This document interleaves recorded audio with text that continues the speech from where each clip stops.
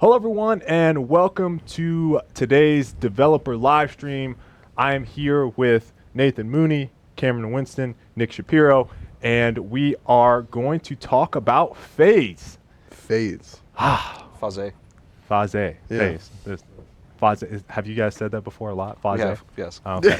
So today's dev stream all about phase. Obviously, huge update. Age of Intellect coming in tomorrow. It's going to be fantastic. We actually talked about it last week. Me, Mooney, and Cameron on Friday.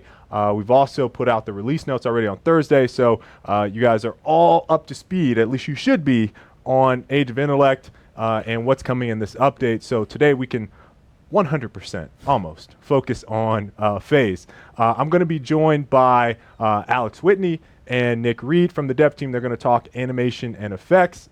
And we have two community members out, Raptors and Kilmore from YouTube.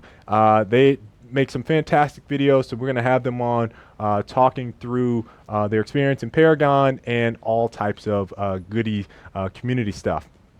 Before we get started into the dev stream, we're just going to hit a couple quick highlights for V40 with the Age of Intellect update that drops tomorrow. I want to say it's 3:30 a.m. in the morning. Yeah. So if you're up early, or if you just stay up, some of you guys are going to know you're not going to go to sleep tonight. You're going to stay up, probably get a coffee, some soda, some water.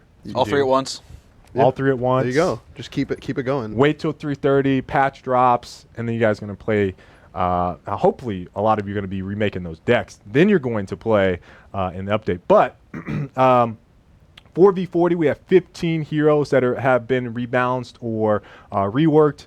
36 cards are receiving changes. Some of them, I want to say 6 of them, are pretty significant. You have cards like Hemorrhage, which is going to introduce a new mechanic called Berserk. There's Nanoplasm, which is going to introduce Spellvamp. And then Tainted Magic has been reworked and is now going to introduce Spellburn. So those are 3 brand new mechanics coming to some cards. So that changes things up. You have things like Stasis Gem, which was previously an order affinity that granted immunity to damage for 2.5 seconds. That's now universal. I mean, things are going to be different. The possibilities are endless right now. Then we have some skins. We have Novaborn Greystone coming in, and we're going to look at some of those things here shortly. But Novaborn Greystone, we have a new banner, which is Sluggo. He's going from backpack to banner. 2D version of him. He's waving his white flag. So sorry, banner. If you guys complete 10 games between when the update drops tomorrow to the 23rd, when the next update 40.1 comes out, if you complete 10 games of PvP or co-op, you will unlock Sluggo's So Sorry banner. I can't wait to unlock that. I'm gonna get it right away. Oh, no, and then we got golden keys coming in for a lot of those dedicated folks that love loot crates. Those guarantee a rare or better reward from loot crates. And then the monthly Mega Vault is coming in, which we'll briefly walk through that here in a second. Community tab is coming, so we get to highlight community members like Kilmore and Raptors, and then Mooney. We launched the player action report, which is gonna let you know the OPD. Yeah, basically the OPD. Happy that we're taking some action against some of the less.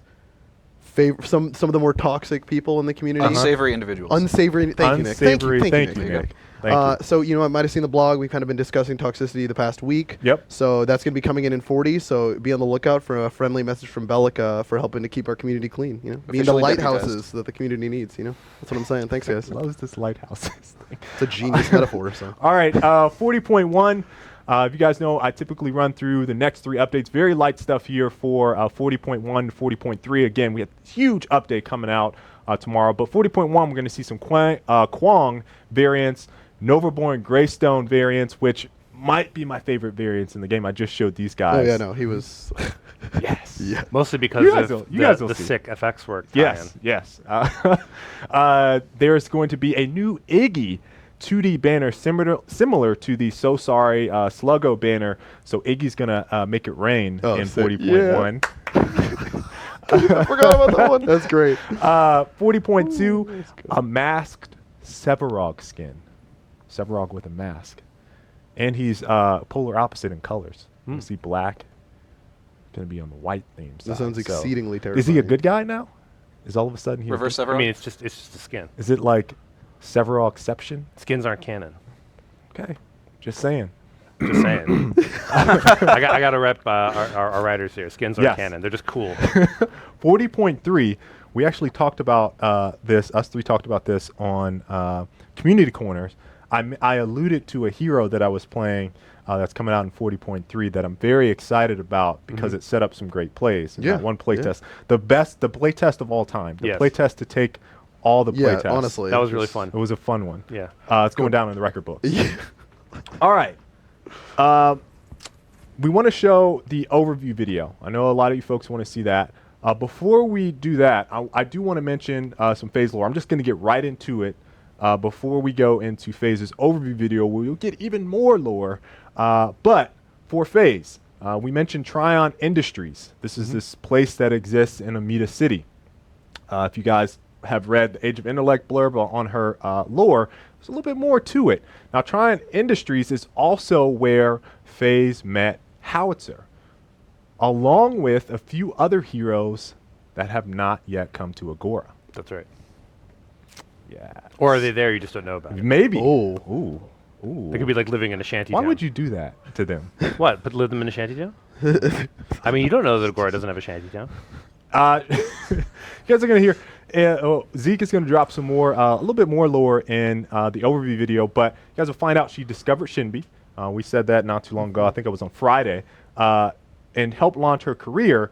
But Shinbi's music isn't Phase's taste. She doesn't particularly like Shinbi's music. Do you know that? I do know that. Why? How do you know that? Because it's But she can She told him appreciate so. good She music, told me. right? She can appreciate it. she can appreciate it, but She's just just like, that's I not can for launch me. a career, but I'm not gonna be in, like, I'm not gonna be rolling. Like and listening to the when your music, right? concert is going on, I'm gonna have on some like, headphones. I'm gonna have in some headphones, but like I'll be I'm like, you're listening doing to the great next though. talent. She knows what popular things are though. Right. Because she's a trendsetter. Yes. Yes. She truly appreciates it. She recognize real Cam. Yeah. Game respect game. Come on, Cam. Okay, so with that being said, let's hop into the overview video so you guys can see what she's all about. That transition though. Phase is a powerful telepath who manipulates energy waves to protect her allies. A well-known music aficionado, Phase scoured Omida for talent and discovered Shinbi, guiding the singer in her rise to fame. Focus on building utility items to protect your carry.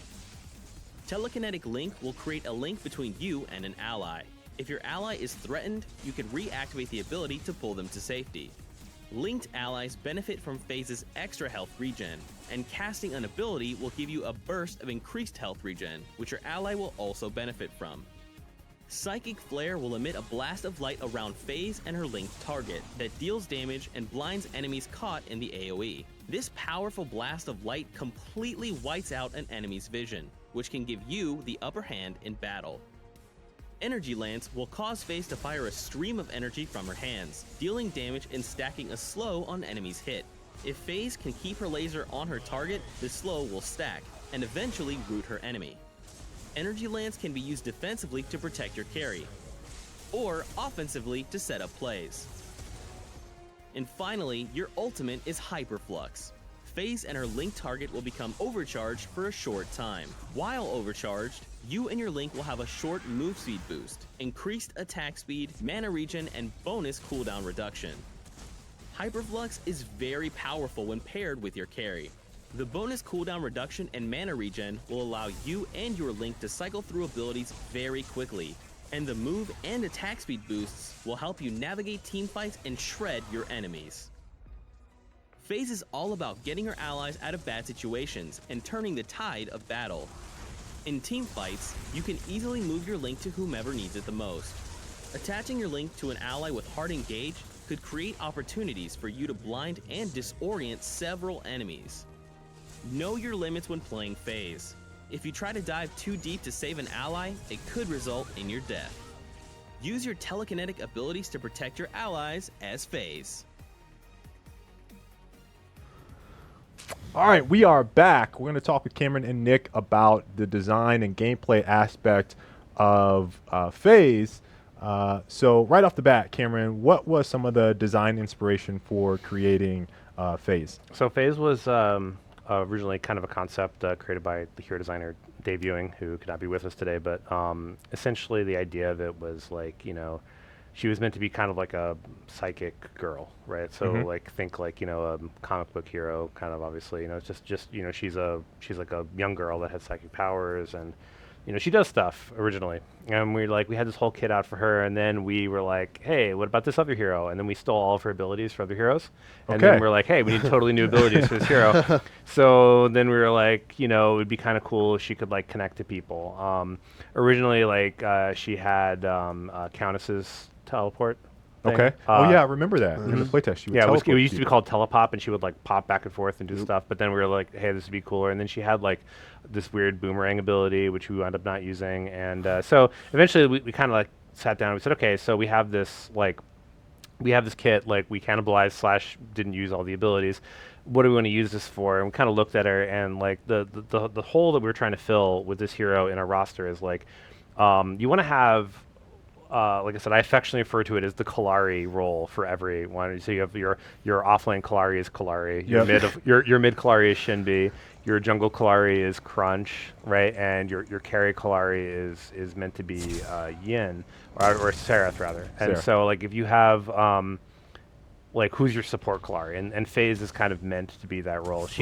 She's very involved. She requires a lot of positioning. She requires a lot of sort of like quick decision making. Like you can be a god if you like can retether and like pull the right people and burst your healing correctly and control. You can play FaZe really, really technically well, but like it's a challenging kit to just sort of step into, and it's also a challenging kit to execute if you're not coordinated with your team.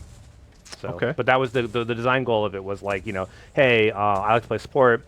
I'm going to play a character that like, can play with my friend who plays carry, and we're talking and we're coordinated or whatever. So it's like, it's meant to be kind of like more of a coordinated hero. I expect the hero to do much better in a coordinated play environment than a pub solo environment. That's definitely, I think, one of the things that I was talking to Dan Meller, who's lead for the CompQA team, and he said something very similar. He's like, hey, if you have mastered several support heroes and you're like, man, I really want a challenging support hero that is going to make me work for it, I'm going to feel very rewarding.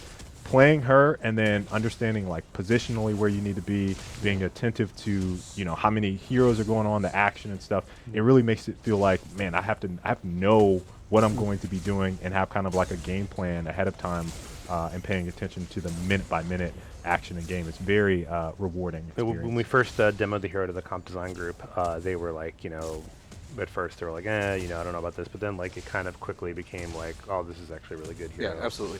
So, and I really enjoy that she's one of the more unique MOBA heroes I've ever played, given that you're not only worrying about your own positioning at all times, as you would as a carry or as a support, like I don't want to be in the line of fire. Now you also have to worry about, I'm here, who else is around me, where is my carry, can I bring them safely to me without getting them killed? I mean, there's been more than once where I've personally like yanked my Sparrow into getting smushed by a steel. It's like, why'd you pull me, man? I was safe. I didn't know.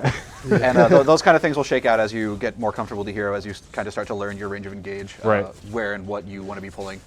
Okay, so from a general gameplay standpoint, where have you succeeded in figuring out, okay, these are the team comps that she really works well with. These are the cards that I kind of love to use. In general, like positioning, how do you kind of approach going into each of your matches when FaZe is the hero that you're playing?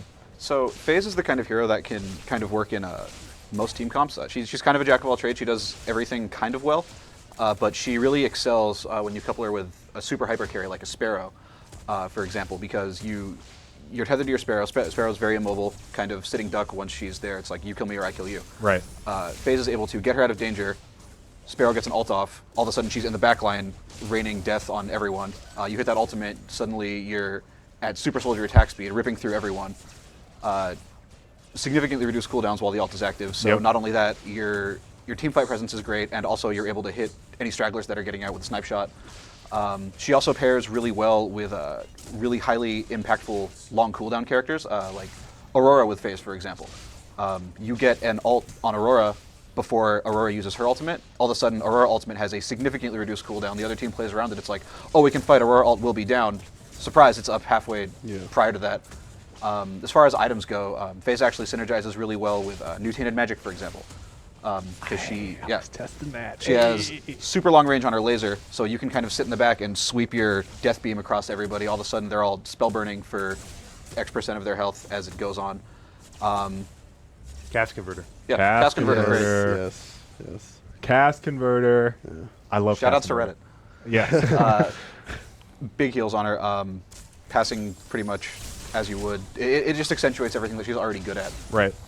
Even overflowing gifts is pretty decent because, like, if you hit your carry with overflowing gifts while you're connected to them, they get overflowing gifts, and then you get overflowing gifts, which means they get overflowing gifts again. Right. So you actually, it's double effectiveness. Oh yeah, I didn't think about that. No, you're not because doing the aura. A lot of double dipping. Yeah, it's literally double, twice as effective when you use it on your carry. Same thing with cards like Rally the Troops, for example. I personally don't really put that in a lot of decks. I've always kind of looked at it as like, oh, well, there's something more efficient I can be doing. But Phase, you double that up with an ultimate, suddenly your carry has 30 points of attack speed or so at level 7. Well, Right. she's a lot of cool options like in growth that she can like play with, like for the like with the region and around that, like that makes it really cool because you can kind of understand that, all right, I have this much like healing I could do in the fight, maybe through quenching scales or something that's immediate healing, but then like how am I playing with my regen versus how much health I have? Because you might notice that like, yeah, I'm like running around a fight, keep my carry alive, and then all of a sudden they're like, wait, why don't we just kill her? And then now maybe you need help to survive or some like form of resistance. So like playing around growth kind of gives you a lot of options to play around with that kit and put in, regen versus health. Like where are we looking at? Right, and this is really one of the first heroes I feel like that we're going to see a lot of health regen builds. I feel like, at least from a community perception standpoint, that health regen is kind of situational, but you don't really see it in a whole lot of builds that people are sharing. So can you kind of talk through how you guys arrived at the point of like, okay, let's make it so that in addition to being able to save someone out of a sticky situation, she's also passing health regen to the heroes. The idea with the whole hero was like, we knew we wanted this connection mechanic. Like I'm always a fan of saying like, one ability makes a hero, essentially. Like right. If you have your one ability that's like if you're a Narbash, like Thunk, like that's your ability. Yep. Like it's like the rest of the kit is like, it sort of supports that ability in a sense. It's like you just get to stun people. So we were thinking like, all right, what do we do with this connection? Like, what does it mean to be connected? So the original version of it was when you were connected, you just got you and your target both got passive regen. Stacked up over time. And it just stacked up over time, and it was kind of lame. I remember like, that. It was like it was very anti-dynamic, and they were like, well, what if we just gave you her regen instead? Because it's about the same. And we're like, oh, let's just try that. And then we're like, this is cool because it has like item synergy. And then we were like, all right, well, how do we make it so, I mean, we went through like 15, 20 iterations of like how to actually execute the link. Like we had versions of it where like you connected and it went on cooldown, and then like pulling it made it go on cooldown, but then you couldn't reconnect and all sorts of stuff. And we're like, well, we have to make sure it feels good on a controller. We have to make sure it feels good for PC players. We tried, certain controller layouts that were really bad on PC and vice versa. And then we did some other stuff, and we're like, okay, well, like now you're connected as one guy for a long time, and like, what if it had infinite range? We tried that for like half a day. That was that was really bad. Like, well, that was before like it had a pull on it because like, we weren't sure we wanted to do the pull, and then people were like, well, it'll be trolly, and I was like, well, look, MOBAs are inherently trolly, so I mean, you can troll someone in a MOBA just by going, I'm going mid, and just walking mid the whole game. So I figure like pulling, if you really are like that guy, you're gonna figure out how to troll regardless. Like, so like, I mean, but you can hit B, and when you hit B, you'll break the link. So if you have that guy in your teammate, you can avoid it. But like, I think for the most part, the whole point of the hero was like, we wanted a hero that allowed supports to really like understand, because when you're playing support, you're playing your team and you're playing the map. You're not playing a hero usually. And FaZe is a hero that lets you sort of unlock the potential of your team, because she's a hero that lets your team be more aggressive, lets your team take engagements that they wouldn't normally take, allows people to overextend, and like she forces you to deal with her. The only drawback to a hero this powerful, of course, is that if you take the FaZe out, then she gets into a situation where like her team kind of like is reliant on her, or if you have a team comp based on her, they really take advantage of her. Then at that point, it's like that one legendary game. It's like when we killed FaZe. There was no one who could do anything about the fact that we were on you, and it was like there was no positional control, so we just destroyed your whole team, and like that's kind of what I expect, will happen with FaZe as well. But like it's a high skill hero. She brings a lot to the table, and I'm hoping that the gameplay of like connecting to people and having that sort of team based camaraderie will help the kind of players that really are excited about playing sport. Like I'm a support player. Like when I play MOBAs, and I think that this is like the kind of gameplay that you always want as a support. Like the ability to feel impactful to your team, to help control and direct fights, and like saving people's lives is like that's like why you're in the business, right? So. Like I don't know if this is weird, but the reason I love support so much in MOBAs is I want to feel like a puppet master in team fights in a way. I don't know if that's weird. That's a little weird. Literally pulling the strings this time. That's fine. Anyway, I mean that so for example, in like one of the games I've played as FaZe in like the in our playtest, I like feeling like all right, cool. So he's gonna go over there. I'm just pluck him from there. It's like all right, you're safe. It's like I'll go inside, blind these guys, deal with them for a little bit. It's like oh, they're gonna go deal. I'll just fix that. Just pull you over here. You go fight them for a little bit. You're running away. No. Yeah, it was like no, I want you back in this fight. I'll just heal you up. You go back and fight again. It's nice because it allows you a lot more of the tools to facilitate the positive scenarios where your team would win, and it allows you to kind of do those things where you might not have picked something, but now because you have that potential for being able to pull people out of a poor scenario or give them like an extension of life that they would have not normally have had on that hero, that I think will open up a lot more avenues for team fighting, team compositions, and just the variety of ways that team fights will end or resolve. There's one more mechanic I want to mention. We talked about the pool, which is brand new to being able to pull allies, but we haven't talked a lot about the blind mechanic, which is Psychic Flare. Nick, can you kind of talk about how you guys are finding that you're using it in team fight situations currently? Yeah, absolutely. So FaZe's blind or Psychic Flare has 3 major uses that we're seeing. First of all, the kind of self-peel tool, because as people are saying, if you haven't figured it out, you deal with FaZe by getting on FaZe and just blowing her out. If you have a Chimera jumping on you, if you have a Greystone leaping past your whole team, Steel ult on top of you, you want to get that blind and you want to try to make as much space between you and them as possible, because as you've seen from the gameplay videos being shown, you may as well just do this, take right. lucky guess. So first you have that kind of self-peel tool to get it in and out. Second, blind cast from both you and your link target. Damage won't stack, so if you're linking to a melee and you run in and you hit your Q, don't expect them to suddenly be double dipped. It'll only work from one of them. Okay. But it's a fantastic way as kind of a same kind of thing if they're on you as if they're on your carry or on whoever you're linked to. Once again, as a defensive tool, because nothing is more disorienting as somebody trying to kill a target than your whole screen goes white and then that other person is 1,500 or so units away. As they got yanked out, you kind of come out of it like, oh, nice. And thirdly, as an offensive tool, usually linking to an aggressive melee or hard initiator like a Grux or a Steel. Once again, like Steel comes in, pops that ult, he's linked, you hit your Psychic Flare, they come out of that stun, suddenly they're blind. Yeah, they're all blinded, getting wailed on by everybody. Right. And one final thing that people really have gotten a lot better at, especially as through testing the blind duration has been adjusted. Her ultimate gives both her and her target cooldown reduction. So you are suddenly able to get off many, many more blinds in a fight than you normally would. Okay. And it's one of the most disruptive things to deal with in a team fight. It's really satisfying to kind of hit it as a FaZe player from either you or your link, and just watching the whole enemy team kind of. And I talked about that swing and a miss. On that Grux. It's funny because I think you can picture the gameplay, but then on the receiving end, and when you're watching someone and they're like walking into a wall and swinging, you're like, I gotcha, I gotcha. So, I feel like a lot of people are really going to enjoy being able to use that type of mechanic.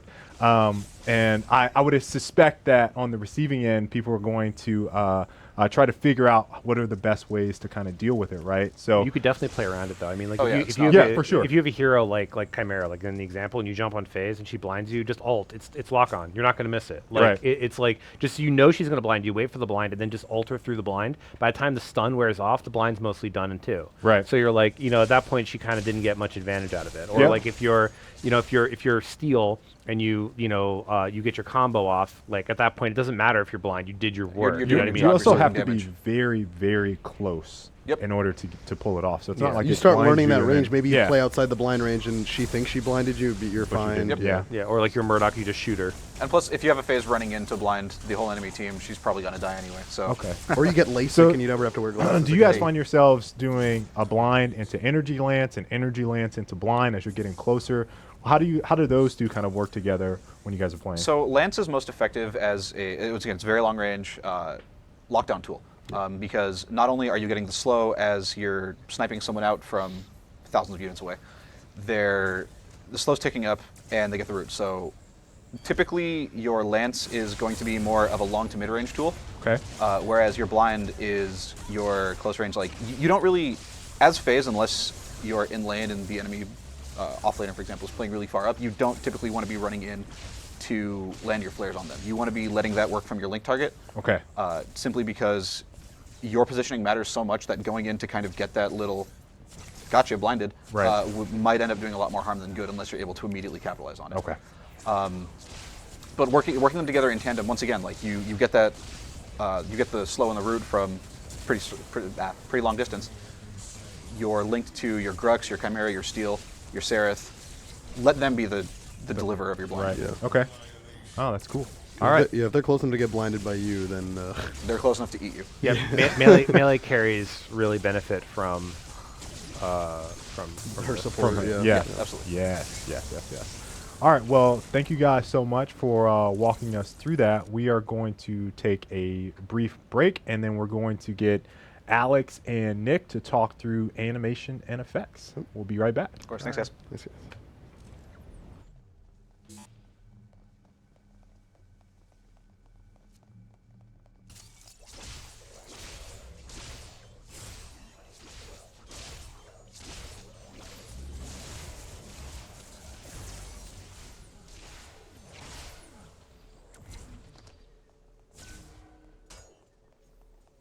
An allied tower is under attack.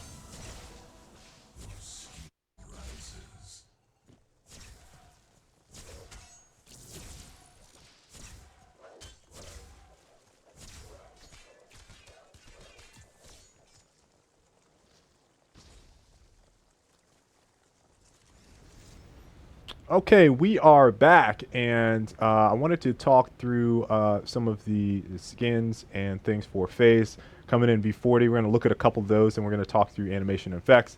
So first off, let's look at FaZe's skin. This is her default. That's not her default. This is her default skin. Two variations: Tropic default and Cobalt default. I don't know if these actually release with 40. I think they do. Pretty sure they do. Yeah. I'm not 100% sure, but they should be in there. This might be a build ahead, not yet released yet, still in testing. But we have the Challenger skin with the yellow and blue. Very, very cool. You see Sluggo on the back. I love Sluggo. I love Sluggo. And then we have the Master skin. Look at Sluggo right yes. there. Look at that. It's awesome. And then we have the Shadow Lynx skin that's also going to come out with the release of FaZe. Now, a couple of other things I wanted to show very quickly. Greystone, his skin, it's also going to be in 40, is the Novaborn Greystone skin. There will be 2 variations that come out with these. I'm going to save. We're going to show one. How about we show one? We'll show one of them. We'll show Ruby that's Novaborn fine. Greystone. This is the variation coming out in 40.1. Again, these are still in testing right now, so just wanted to show you guys those. But a couple of other things here. We have on the home screen, we have the monthly Mega Vault there. So there is 1 golden loot crate key, and then the community tab, which I don't know if we have this filled out just yet. Nope. So we'll have that ready to go once that's up. But it basically looks like the old homepage tile Be able to for check out all the community so content and stuff. Yeah. the links that go out from that. But that's pretty much it, Clint. All right, so talking through animation and effects, there is some really, really cool stuff I want to talk through with FaZe. But first, how was this process any harder or more difficult than some of the others that we've gone through when it came to animation process? I think the tricky thing on her was how to kind of convey her personality. Okay. You know, as opposed to some other characters where it's sort of more immediately obvious that Right. they're this heroic type. So we wanted to try to kind of get across her kind of shy, introspective side Right. of her, Right. and then contrast it with these, you know, try to make her abilities contrast with that and make her feel cool and powerful. But so one of the ways we try to do that, or try to get personality in, is in like the level start and the recalls. That's one of the things I was going to show, because we went through a number of ideas and kind of landed on a few that I think kind of helped sell that in a unique way. You know, Okay. that was, We have some video of that. It's the mocap process.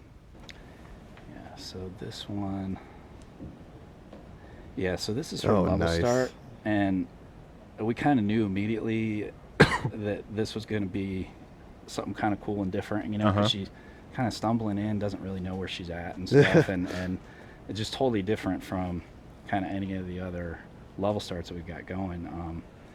And I worked with Ray Arnett on this character. He was the other animator, and then Jim Lipscomb and Dwayne Martin all helped out on the shoot. And what's great about that is just having somebody, a group to bounce ideas off of, you know? Yeah, If you're yeah, there yeah. by yourself, and with her in particular, we didn't immediately know what we wanted on some of these things, so you know, it was great to just bounce ideas off and let's try this. And Stephanie, the mocap actress, is she's always like a pleasure to work with. Just she did a lot of the acrobatic stuff on other characters, so Right, she's right, yeah. physically, you know, capable of doing a lot, but she also kind of really nailed that on board, kind of introspective vibe. Yeah, on her yeah. recall. So like we kind of knew when that was going to work, and so that was pretty cool. Because the worst is kind of if you leave a mocap shoot and you're just kind of like, I don't really know. No, I right. hope I can make this work. But we kind of knew like that take's going to be good. You Okay. know? And so. Now, when this looks like her basic attack. I was just going to say some of Yeah. those are ones that you guys wanted to figure out how to convey. And I know the basic attack, it seemed like it had a lot of work. Yeah, you know, I mean, these are kind of fairly straightforward anims, but it ended up being like a lot of iteration to get to that timing that was felt right for the designers and, Right. and for the art lead Jordan. And so I'm showing it because what you kind of see with that raw mocap, you get great mechanics and great physicality, but it's like almost moving through mud. It's almost like in slow motion. Right. Right. So like what animators spend a lot of time with is the spacing on the attack, because that's why I put those balls Oh, to kind of show. on some of the views that show kind of what the editing process is to kind of get to that hit frame that feels right. Okay. You know what I mean? Yeah. So like the mocap is very even. The path of that hand is going to be almost like evenly spaced. Right. And so we end up, all the animators end up spending a lot of time really on the primary ability. It seems like more than personally than anything else to try to get that to feel snappy. Well, I mean, Okay. and you responsive, don't. and so that's sort of Well, you don't think about that too. Like in in game, the how when you hit something and it feels good, or you're going for a last hit, or you're going for harass. Like the ability to do that and perceive when you're basically Yeah, gonna hit, or when the for ability is sure. gonna hit is so important. yeah. So that's always tricky, and it's a fun challenge, but it's you know, it can take more time than that it looks like, I guess. So, That's what it looks like Yeah. in game.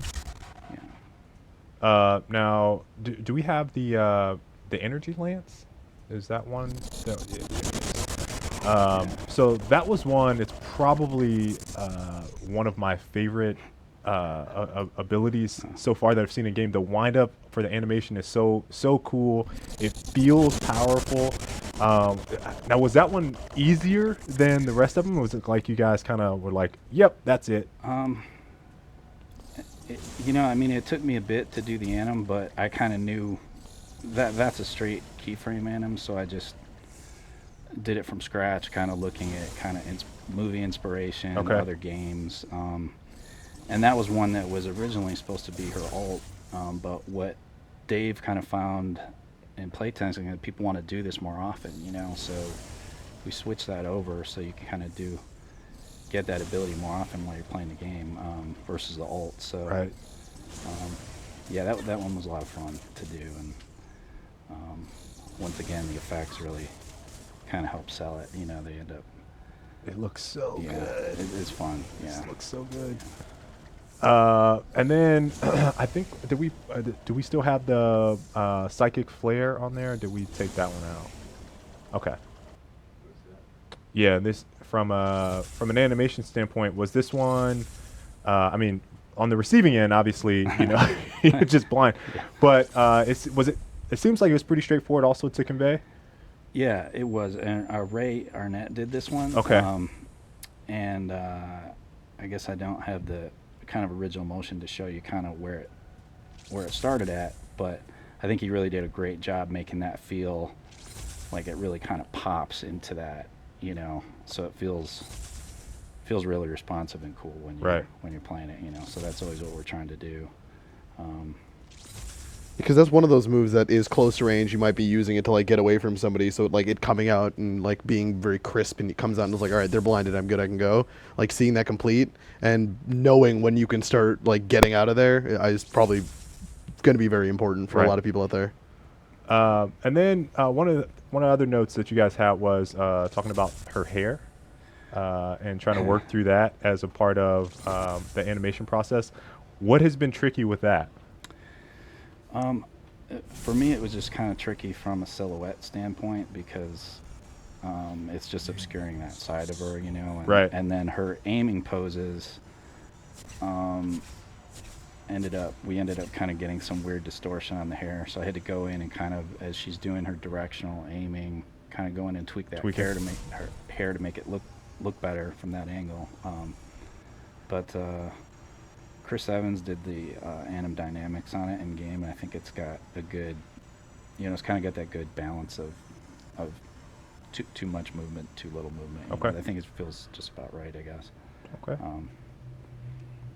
But all right. Well, Nick, from the effects side, we know that animation, for those of you watching, animation and effects tends to go almost hand in hand a lot of the times.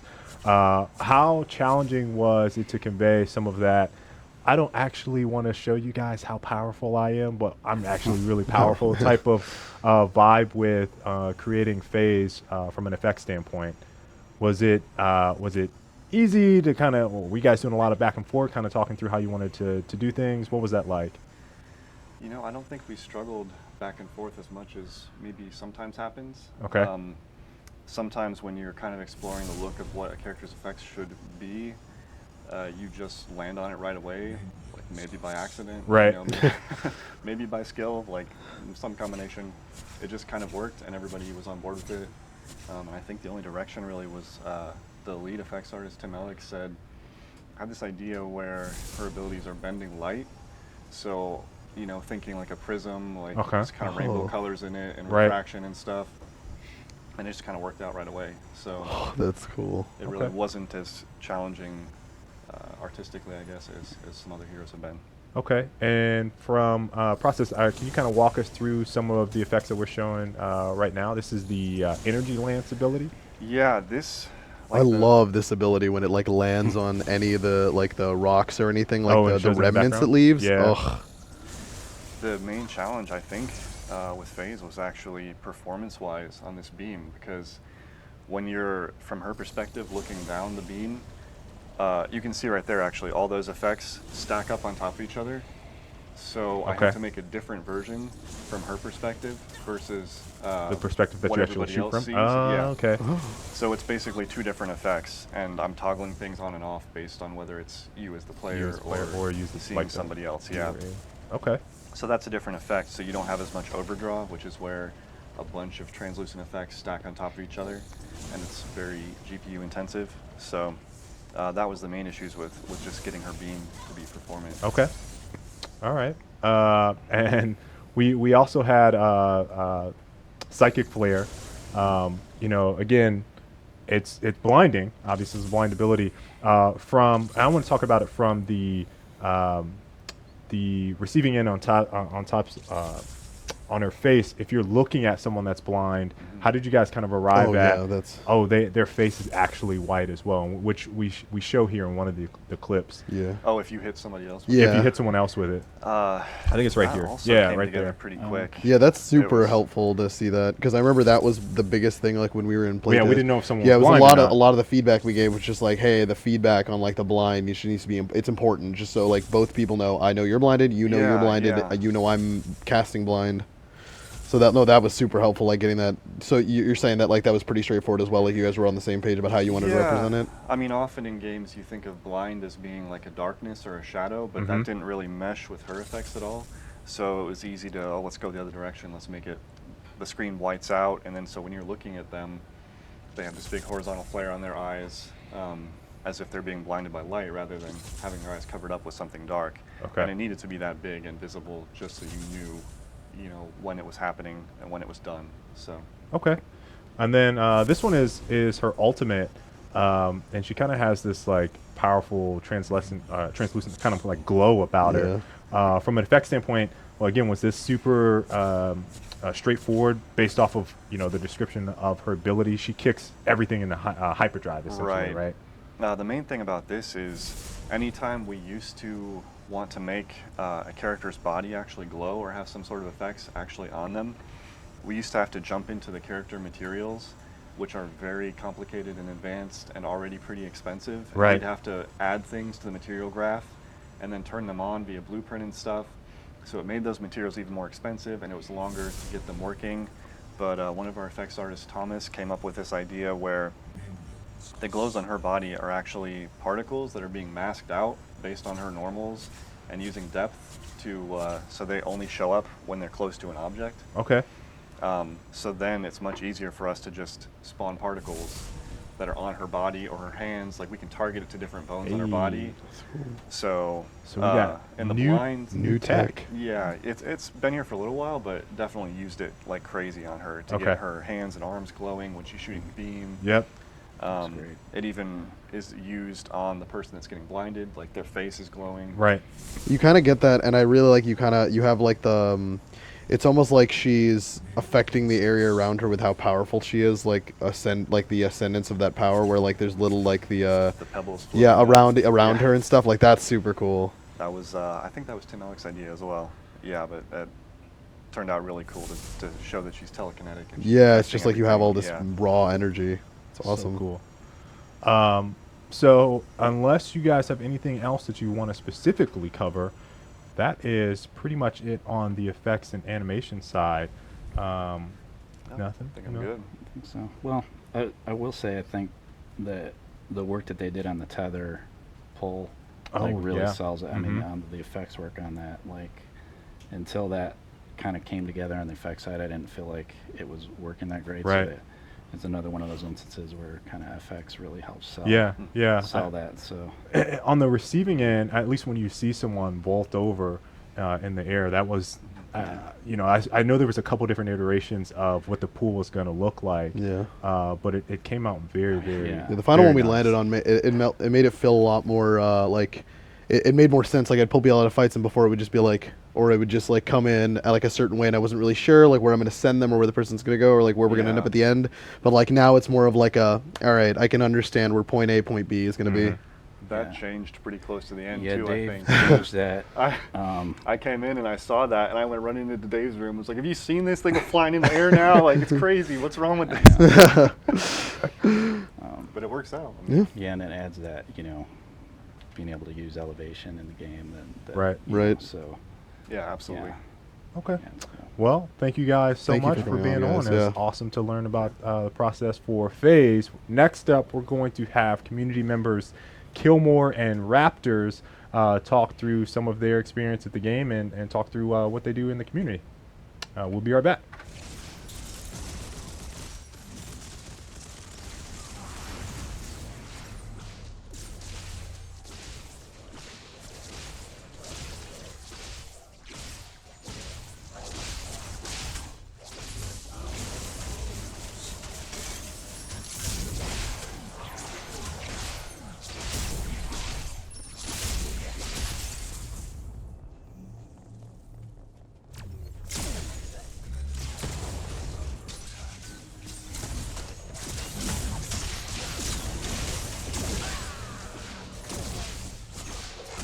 Mega Street.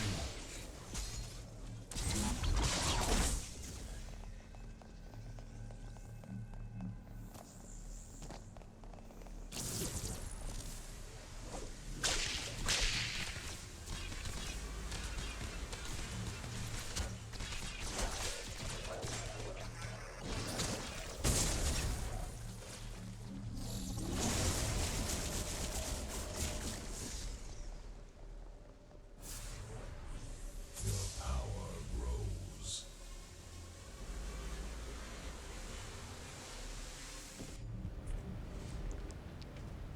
All right, we are back, and we have Kilmore and Raptors with us. They're going to talk us through their experience in the game. Welcome to Epic. Thanks for having us. I'm so Yeah. excited to be here. Stoked. Finally. Pumped. Now, you had a little bit of, you came in super hot this Oh morning. yeah, I had to bust a mission, but it was completely worth it. Good. Like I haven't slept for 2 days. Oh my like, gosh. I'm Nice. running off like a feel two-piece bad. combo meal from Popeyes and like some That's ice tea. that's all you gotta need. That's all I That's all need. you need, Yeah, man. all I That's need. all you need. Oh boy! So obviously we are stoked to have you guys out. You know, we do this regularly. We try to as much as possible have community members out to give us their perspective on the game, tell the designers about how they feel about certain things, and you know, figure out what kind of makes you guys tick. So we do our little interview process where we ask you guys a couple questions, but feel free to interject. It's super cash. We want to make sure that you guys feel super comfortable. So with that being said, tell us a little bit about how you guys got started in Paragon. Well, for a while, I used to play like a lot of shooter games, like Call of Duty. I was really big into that. And then after high school, I stopped playing. I got into college, and I didn't really play anymore. So I wasn't playing much, and I was like kind of looking for a game. I know I got to like Elder Scrolls for a little bit. It was Okay. super fun.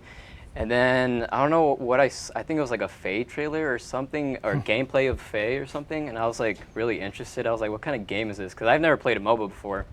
And then later, my friend told me, hey, Paragon is free beta right now. Like, it's free to download. You want to play it? So I hopped on. And after that, I just got really into it. Like, it was my first MOBA, so I learned, like, okay, I have to jungle, I have to support. Like, I have different roles I have to get involved with. And I'm a really competitive guy, and, like, this game just really brought that out for me. And Okay. I got hooked onto that. And, like, before, I used to make, like, Call of Duty videos and stuff, and I stopped doing that. So I was like, I'm going to make videos for, like, Paragon. So I got really hooked on They make a lot of really great guides. I watched a number of them. Yeah, great content. Yeah, Really very good content. informative. So it's good stuff. You guys should check out his channel. Check it out. What about you, Brett? Well, I've been playing Paragon for like early access, Okay. and like since I started playing, like every single game I played, I got tons of good jobs, and like kill more, heart, just all the time. And I was like, I gotta start streaming this. And so, no, little toxic troll joke, but no, I just wanted to start streaming. I've always kind of milled the idea around in it, and then started picking up Paragon, and I was like, well, this game's super new. Right.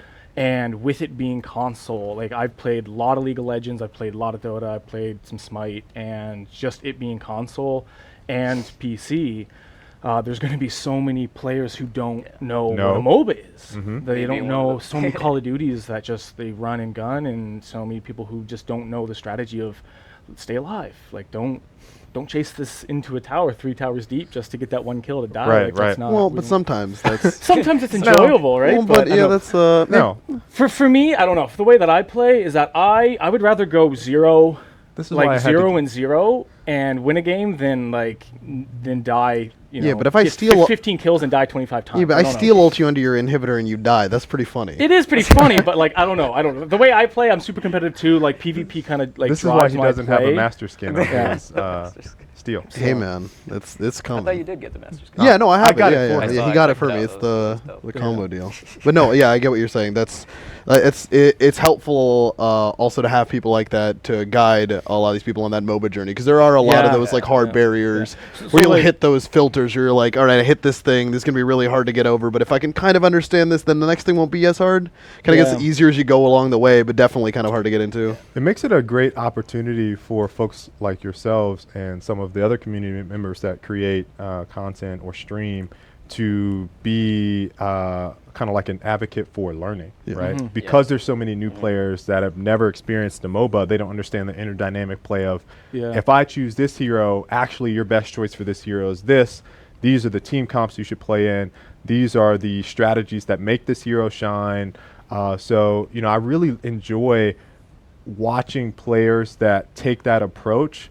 And I don't mean it in a way that's like I don't appreciate all the other content, but when you kind of have that selfless, like, hey, I want to help you get better approach, I think it really lifts everyone else around Yeah. you up. So, Yeah. you know, I always enjoy streamers or YouTubers that take that approach because it's so community focused. Yeah, that's kind of how I have my stream. Is that like I'm pretty equal opportunity streamer. I don't really have any sort of like viewer games days. I just have like anyone who pops in and says, "Hey, do you want to play?" I'm Wanna like, play? "Let's do it. No problem. Just don't be rude or harassful, and Right. let's play, man." So, and I got lots of new people coming in that are just being like, "Hey, like how do I play this character?" And then like all my people in my chat will be playing this way or go from this way or strategy's this. And Right. just kind of taking the people being like, yeah, this is my first MOBA, and I always ask them, like, have you played a MOBA before? Yes or no? And they go, yeah, I played League. I'm like, okay, cool. Then I won't, hit you with 1,000 different this, and this. Right. But it's like, no, like I've never played a MOBA. I'm on PS4. I'm like, okay, cool. Well, here's the first thing you need to do is just kind of like learn to pay attention to your lane. Like don't worry about the whole map and the whole thing. Just focus on what you're doing in your lane, and then just worry about your minions and get that flow of your lane down. And once you can get that flow of your lane down, then you can start focusing like, okay, middle is, keep an eye on middle. Because if you start neglecting your lane, then you're going to lose it. You're going to start losing towers. Right. You don't need to be right lane when you're, left lane. Off lane You don't need or- to be yeah, all sure. the way far side Yeah. all the time. It's great for rotation, but if you're learning out, like you don't really need to do all these massive things that come with MOBAs. Take it You one just step at a time. One step at a time. Yeah, Yeah, exactly. building blocks. Sometimes it's like really intimidating. When I first started playing Paragon, I looked at the cards and I was like, oh, you have to play support. You got to cover me. I'm like, what? Like they're so intimidating. And as you start making videos, you got to take that mindset. Like, okay, a lot of people were like in my shoes. Like when we first started out, like I didn't know what a barrier card was or defensive cards. Like I have to build a certain way. Like, oh, I can build this hero with crit, or I can build him with like barrier. And it's cool like building guides to like show people that. But also recently, like I've been doing a lot of live gameplays where I group up with like with Baby Spine, also Yeah, some yeah, other we had YouTubers Baby like on. Mattzilla, The Real Homicide. We always play, and just doing live gameplays, like hearing us on comms and like making call outs and stuff. A lot of people really enjoy that, just like seeing that just that gameplay and that Right, raw teamwork. aesthetic of like teamwork. Yeah. Because a lot of people like me, they're new to the MOBAs and they don't really know that. So it's like you really got to process like, hey, these people like never played this kind of game Yeah. before. So, we kind of got that information from both you guys about what you guys do. What heroes have kind of drawn you to Paragon? Have been some of the standouts for you? Sir Grimothy Esquire. I love him. He's my jam. Doesn't fit well in mono for me right now, but Sir Grimothy Esquire. yeah, Sir Grimothy Esquire. Really liked Gadget. I don't know why Gadget's not played as much as she is. I played Gadget on Legacy, and like I taught people how to play Gadget, and it was like that's back in the day when I was like one or two people would come in and be like, "Hey, what's up?" And they're like, "So you're playing Gadget?" I'm like, Right. "Yeah." She's like, "She sucks." And I'm like, "No, you're playing her wrong. This is how you build her." And just we'd be like, devastating with Gadget, and Chimeras would just run away from me, and they think that oh, it's a little Gadget. Nope. Right. It's a big Gadget. For me, when I first started playing with Grux, that was my first master hero. I'm like playing aggressively. Like I like being in the heat of battle. Like I like initiating fights and then like my team following up with that. So it was Grux. A lot of junglers like Rampage was also really good. Okay. I really like Greystone. Just characters that allow me to play to my strength, which is like being in your face, like landing those pulls or those stuns with the rocks and stuff. Those were the heroes that really like brought me into the Paragon, that hooked me on there. So it sounds kind of the like beauty of it. FaZe players are going to like attaching their tether to you, and then blinding people as you rush in, Ooh, that's gonna be exciting. smash and grab, No, or throw a Colin and I boulder. had a pretty sick FaZe Grux play. No. Shout out to Colin Fogel. And we had a pretty sick combo, and it gets scary because then you have like basically, I think we were fighting. It was like us against another Grux and a Greystone, and we were both fighting them, and it was just playing around like, okay, now we have the difference that we're both not engaging, so we have to use that to our advantage. And like that was as a FaZe player, and you see Grux like on your team. If someone picks Grux, you should be like, oh my god. You're just like, we got a game come here. in like when we found out that both of us were going. Yeah. I tried to get a game in with him when he was streaming, and it was so nice because like I love ADCs, and like just building them really like hard hitting. So nice to have a proper bruiser like jungle Come in. Grux. Yeah. It was like, most of the time when I'm playing ADC, I'm just like, I get hit and I'm half health. I'm like, oh crap, I need to like either back away from this situation. But when he was playing, it was like, Grux would come in and be like, oh, he's got like full health, like hard hitting and like not gonna get hurt Grux. Right. And Grux is so scary. yeah, so I'd be like, oh, anytime he was around, I was like, oh, I felt safe. I was like, great, this is awesome. Like, sweet, let's just continue this fight. I got no health, but let's We're continue good, this fight. Yeah. Totally. I feel like bruisers like are really undervalued. Like ever since like health and armor got nerfed from Legacy, everybody's like, oh, they're completely useless. Now I'm like, no, health and armor is so powerful if you It's just know not- how yeah. to. You have to if know. you That's build it the on the problem. right Yeah. heroes. Because I feel like in a lot of newer players, they feel like, oh, power and crit, super powerful, which it is. Yeah. It's powerful, but it has its drawbacks. Like people saying, oh, CC is super powerful, but well, I mean, if a bruiser takes a hit or if your Rampage takes a hit, they're not going to get punished as hard as like your glass cannon is going to get punished or your caster is going to get punished. Right. So I feel like if you can initiate, you can take that stun, it opens the door to, hey, I took the stun, their abilities on cooldown, now the caster and the carry can do their role, they could play their role. And I just feel like, I mean, bruisers, I feel like they're so powerful. Well, so it's powerful. it's like a perception thing, right? If I hit somebody for 400, I'm like, oh, that's a lot. Yeah, that's Yeah, all. yeah. Like, But like if somebody hits me for 13, like I find that hilarious. But other people might just be like, oh, that wasn't as fun as hitting somebody. But like for me, that was a blast. Like I'm just laughing. Yeah. I'm just like, oh, sick dude, nice When you got damage. like a Wiki Yin build, you're at 60 and you're like, this is awesome, great, and you come up to like a Sevarog and you're like, crap, got guys, it. we need to deal with this guy. Yeah. I struggle a Scary lot Sevarog. on live playing against frontliners that build, or junglers that build generally very tanky. Yeah. Because you don't expect it. Yeah. And so like the ones I have the trouble with the most are Grux and Crunch. Crunch, good Oh Crunch my- players will Where they, like, just mix that little bit of annihilate. tankiness. Yeah, Them- good yes. players are the Yeah. ones who make you just want to like, Like, I got guys, give me a second. Sorry guys. Well, they mix yeah. that perfect amount of tankiness in where you're just like, I can't kill this guy, but I can't ignore Ignore him. him. Yeah. Exactly. oh my God, Crunch is Those such times a when good you just kind of have to sit back and watch a replay and be like, how did I? How to, yeah. Just like, Crunch is What so was- undervalued. No, we're it's sitting there like- looking at being like, Yeah, you're like, what is he building? okay, I get it now. It's Yeah, every I get it time. now. Okay. Every Yeah. time. I have one of those situations where there's a Crunch player that just obliterates me. After the game, I promise you guys, I look at the scoreboard and go, what was that person building? Yeah, And yeah. it's like, oh, Help man, I just couldn't, you Yeah. can't deal with Yeah. them. what got you guys started on YouTube and Twitch, kind of streaming and making content? What was the motivation behind that? Behind making videos, well, I always liked video editing and stuff. Like, I got a pretty basic understanding of like with After Effects and stuff. Like, again, going back to the Call of Duty, I used to do like montages and stuff. Okay. So I started relearning that, like, had to relearn everything because I didn't do it for a long time. And I always like, I want to do like really cool montages, like maybe community montages in the future. But right now, I'm like doing guides and stuff, just like, because they're a lot easier to make, but I feel like they're a lot helpful. But like, just honestly, I just like making videos. So I was like, I love making videos. It's a good hobby to have, you know, when you're not doing school and you're just chilling at home. Like, you know, I should make a build video today, or I could edit a little part of a montage, or like work on something else. And I like helping and entertaining people. Okay. Really, so Super good at it. yeah, Good thank you. content.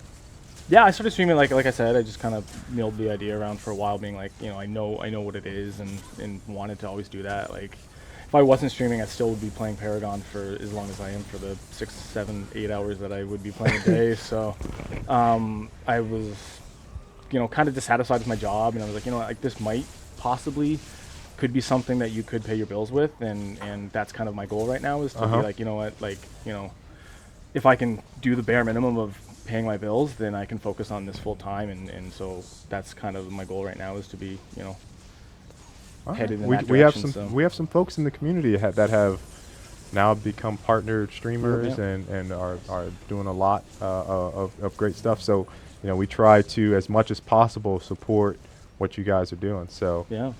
I look forward to trying to help you along the way. Thanks. Yeah, I really appreciate you guys like reaching out to the community. Like, Yeah. I've never seen a game company like just reach out to like content creators. That's really I really appreciate it from you guys. Like, that's really It's a really big goal for us to make sure, and you know, I mention this all the time. Mooney knows, being on the receiving end, right? So I make content. I've been doing it for like almost 15 years now, and it makes the world of difference when you have someone, especially a developer or publisher, supporting you, right? You're not PewDiePie, or you're not one of the folks that have 1 million subscribers or 1 million Twitch followers, and you just automatically get attention. It makes all the difference in the world to know that people care about folks that are just starting out, that need help, or that are seeking that growth. So it's a big initiative of ours at here to make sure we facilitate that. It's also easy to get up and do this sort of stuff and interact with you guys when you see the quality of content and the passion that goes into the work that you guys do. Yeah. It makes it so, it makes it, it's easy to get up in the morning and come to work and like interact with the people in the community and the awesome members we have because of the awesome work they do and the passion that it shows, because it's just like, it's the same passion we have working on the project, seeing that like reciprocated like through these videos and being able to support that and be like, you're doing awesome stuff. Keep doing that is great. It's a crazy community. I mean, just all like just the content of videos, the streamers, like the people who do all the artwork, all the fan art that you guys show all the time. It's like incredibly talented community out there that has so much different avenues of direction that they want to produce some content in. So it's pretty awesome. Yeah, it's interesting seeing like the community develop like in the beta stage, because usually it's like the game comes out and then like the community kind of develops, but it's like it's a different experience. Community is growing with us. Exactly. Yeah. So it's really dope seeing that, and it's like everybody I talk to, like other content creators, everybody's really chill. Like sometimes I hear other people like, hey, you want to catch a game? Like, yeah, let's record it. You know, let's make a video. It's super dope to have people like that in the community. Everybody's super awesome. That's awesome. Yeah. So we only got a little bit more time left before we have you guys up there. I know we're on a super tight schedule. You guys have any questions, hard-hitting questions that you want to hit us with? I know first question right out the gate. I mean, I know all of my channel. I talk about it all the time. Okay. I mean, you guys have been dangling like a cookie at the end of a treadmill, like every single trailer, especially that Sparrow and Kalari one. It was like literally right there, spelled out for us. Can you give us a time frame on that tutorial map being used as a 3v3 map? It's like it's there. It's right in our face. So here's what I'll say. Over the next couple months, don't be surprised if we make something for you guys to test out and play. But we don't have a timeline on when to release that I feel comfortable with. sharing. But I would say over the next couple of months, we might enter a stage where folks can test it out. I don't know what capacity that'll be, but yeah, I mean, we're definitely trying a lot of stuff. Obviously, we've said we're working on PvE, we're working on PvP modes, but it's all about how things feel, and you know, we have our beta map right now, and I think the guys are really concerned about the stage at which we let new content come out. Exactly. Right now. So ducks in a row, right? Yeah. It's just I'm super excited I love 3v3 maps, and just as soon as I saw the tutorial map, I was like, this is like more than a tutorial. Like, it's so beautiful. Yeah, I feel it's comfortable so saying beautiful. that we've tested that map as a 3v3. I think there's still like a lot of work that the team wants to do, because it wasn't really meant for it, so to speak. But should we like, you know, the two of us, or sorry, the four of us, get two more, play like a little 3v3 match? maybe yeah, some custom you games. guys can Why would you just play wanna some lose? games on Like, it. Why would you Chris, just want to lose? maybe they can play some games on the map. Why not? Maybe. There you go. You guys I'd be can down see for it. that. I'd be down for down. some small team maps. The way that I look at it is I don't like babysitting two lanes. I'll babysit one lane. Right. I don't want to it. babysit two Got lanes it. all day. Okay. James, you got any questions? As far as the new card system we work, what's the goal of having a new HUD, a new layout, new card shop, and what was the thing that was wrong with the older card shop that we have right now? And I don't want to speak too much for the UI design team on all of their goals, but at a very high level, some of the things that they're trying to solve with the new system is the complexity and understanding the system, right? So you guys mentioned we have a lot of new players. When you come in, any itemization system in any MOBA I play can be overbearing and overwhelming.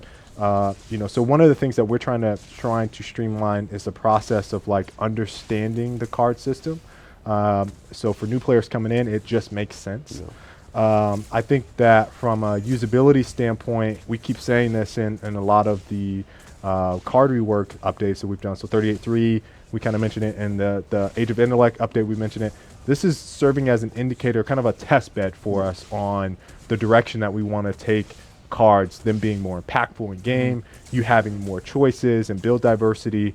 So we're trying to increase the viability of saying, you know what, today I want to build this, and this because I'm trying to be more tanky, or I want to be very disruptive in team fights, or I want to add additional value and utility to my team. And then tomorrow, I want to do something completely different.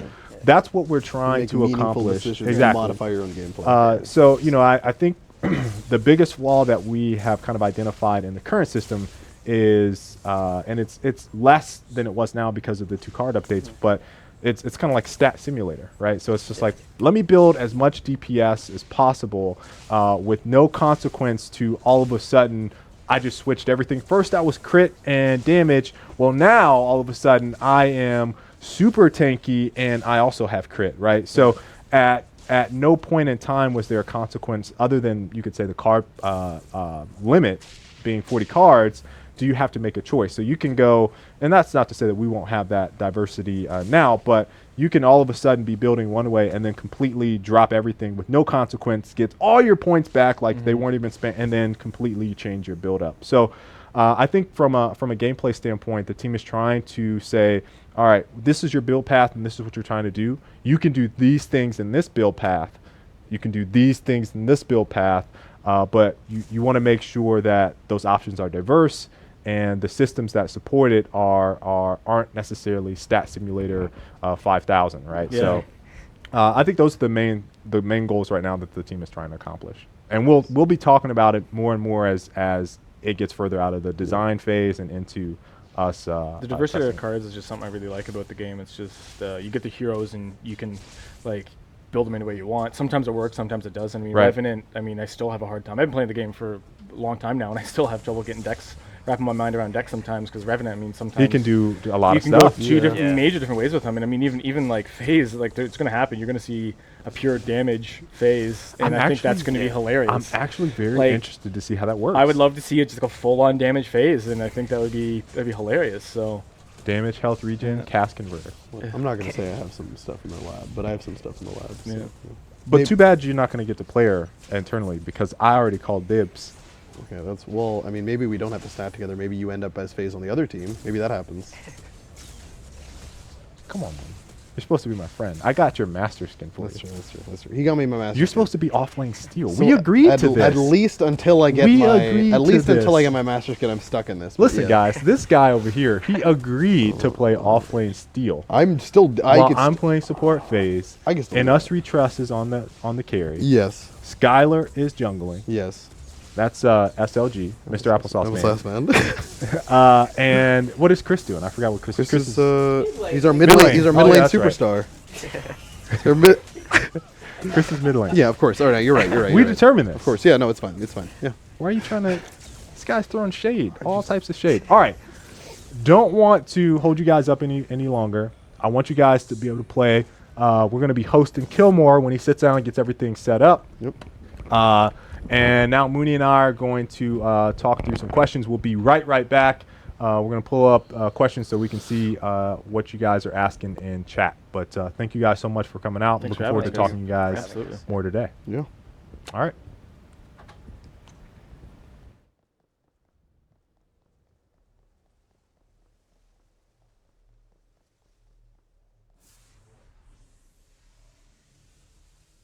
An allied tower is under attack.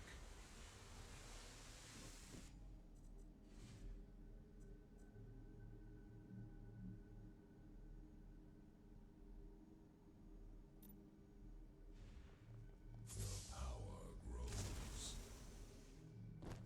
An enemy has been executed.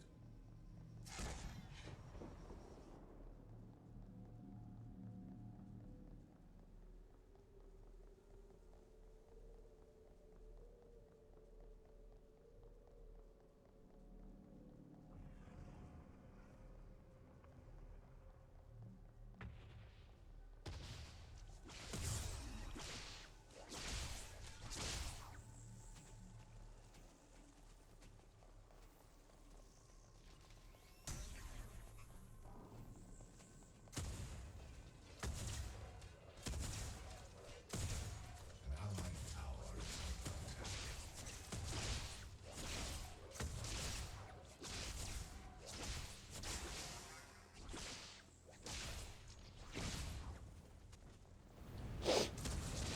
All right, we are back, and we're looking at Twitch chat while Killmore and Raptors go set up for their stream. We're looking at the chat to see what questions are in here. Can we get a 3 versus 3 on the tutorial map? That was from NX Shori. That's actually the same question Wow. Fun fact. This guy.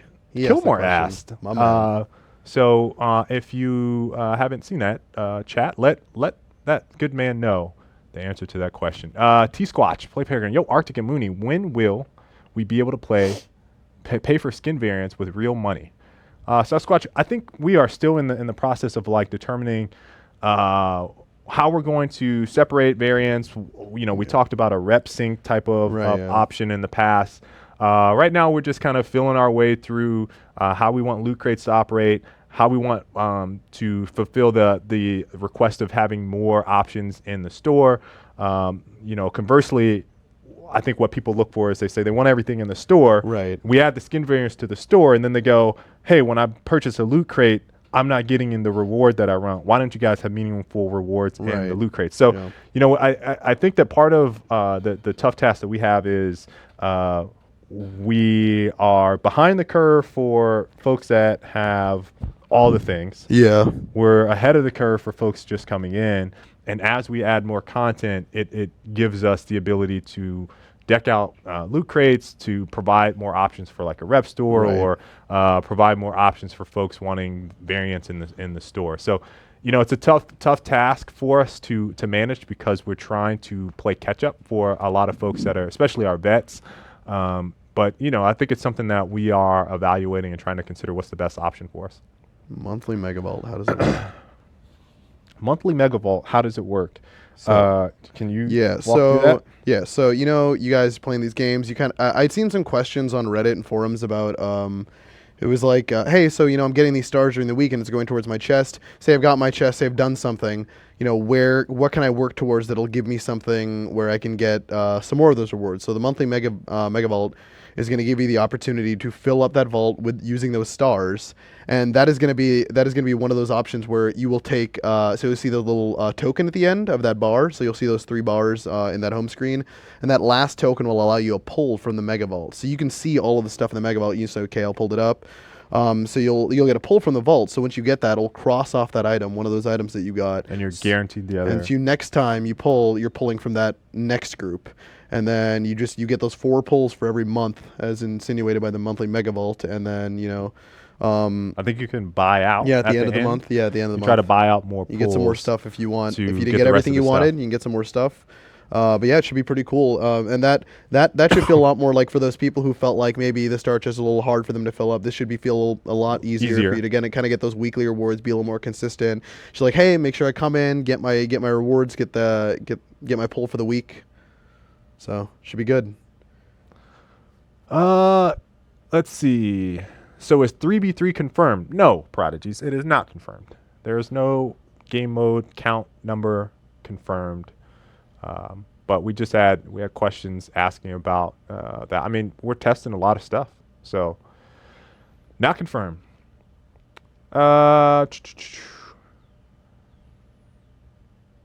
Let's see. Where are the hero voice lines? Okay, Andy.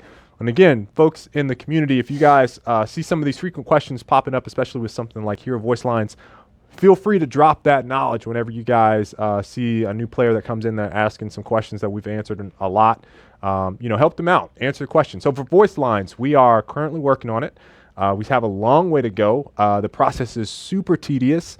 I don't think people realize how much you have to loc all of them. Yeah. We have a lot of languages that we support in the game. So there's a loc process. We have to record VO for each new hero that comes out.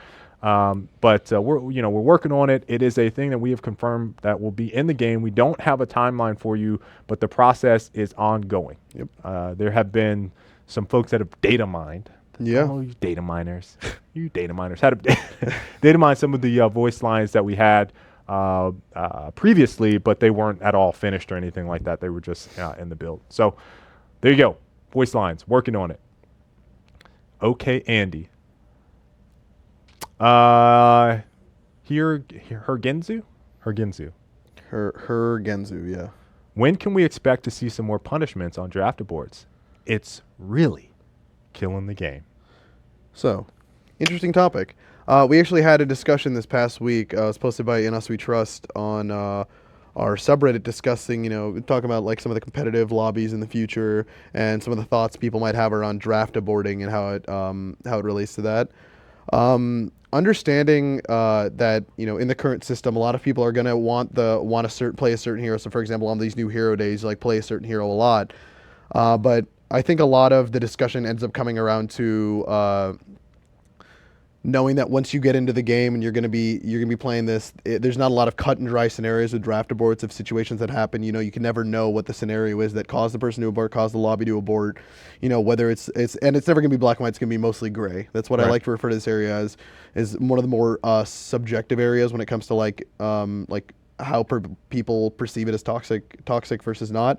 Because some people see like, hey, I don't want to get into a game with this guy, maybe I'll leave, versus like, hey, oh, my internet dropped, I got to get back into this game. Like, there's a myriad of things, and we're definitely working on future things we can do to either address this in a way that will both address like the black areas and the white areas, like in that in-between period, or make it a little bit easier, make it feel better for when that does happen, and when that does inevitably happen. Yeah, one of the things that we kind of talk about, we hit here and there because we've answered this, is another question we answer quite a bit, is the monolithic matchmaking system. One of the features that we would like to incorporate in this is, let's say you're in a draft lobby, 9 players, 1 player aborts, 9 players, actually currently all of you have to research. What we would like to do with the new matchmaking system, what it should allow us to do is once that aborts, those 9 players are all searching again. So you just need to find 1 player instead of researching. In general, it's going to give us a lot more tools to do the things we want to do to be able to make that matchmaking experience holistically better. Yep. So, We talked through Murdoch's changes on the community corner. If you missed that, that is from Nick at Twitch. Let's see here. Victory animation for the screen. Yeah, we have to redo that. We know it's not a high priority for us right now. What about map? You announced Heroes in a way. Can we play this map? That's so good. That's another one that just came up. We answered that one earlier. Ye's Dalk 111. Let's see if we can mad minute it. Any plans to facilitate guilds team building directly through the game client? Any timeline on in-game voice chat? Ms. Schultz. So first thing, guilds team building. That sounds really awesome. Not even on the timeline right now at all for what we're doing, but it does sound really cool to kind of have clans or guild building. So if it's a feature that we support in the future, it's something that we'll definitely discuss. Timeline on in-game voice chat. Voice chat is still up for debate, I think, for a lot of us here at the studio. We don't want to be the first ones to introduce a feature that is perceived as super toxic. I'm not looking forward to hearing some of the things that I would undoubtedly hear in game. So that's one of the things we have to tackle is the notion of toxicity as it pertains to voice chat. Understanding all the you know, the how stuff we're going to around handle yeah. it. You know, it's different from chat logs in that I don't necessarily know if we would record voice, right? Right. Like, and it's just getting like what all the factors would be involved in implementing something like that for everybody. There's cross-platform implications there between PS4 and PC. I don't think that's ever been done before. So there's technical hurdles as well.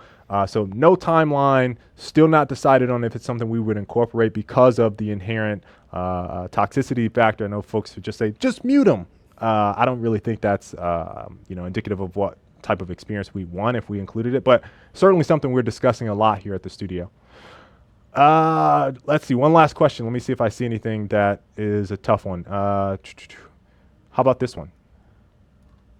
Any idea as to when we'll see another visual upgrade to Monolith from Portable Pop?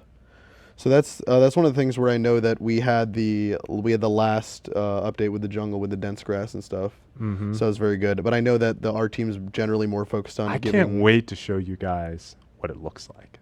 Well, yeah, I mean it's insane. I can't wait to show you guys. Like the what it shots looks we've like. seen are insane. It's probably one of the most. This is from Portable Pop. Any ideas as to when we'll see another visual upgrade to Monolith? Just want to clarify that, like, what you're playing right now, and we've tried to state this again and again and again, is not the final arted version of Monolith.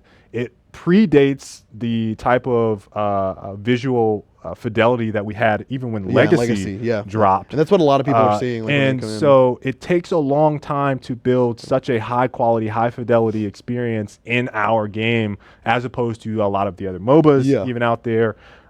So I would say with the next major update, we will start talking about the visual upgrade. So, you know, for those of you that are very familiar with looking sick though. Yes, it is looking sick. So for those of you, I'm teasing this super early, but for those of you that know the cadence and when we drop major build updates, look for more information around the fully arted, fully visual Monolith experience. It is going to blow people's socks off because the art team is doing I actually can't wear work. socks to our team meetings anymore because they've been blown off. They've been blown off. Every time he puts on socks and he walks they just in there, come off. they just it's not fair. So with that being said, we're going to go ahead and host Kilmore. I think he is in game and they are ready.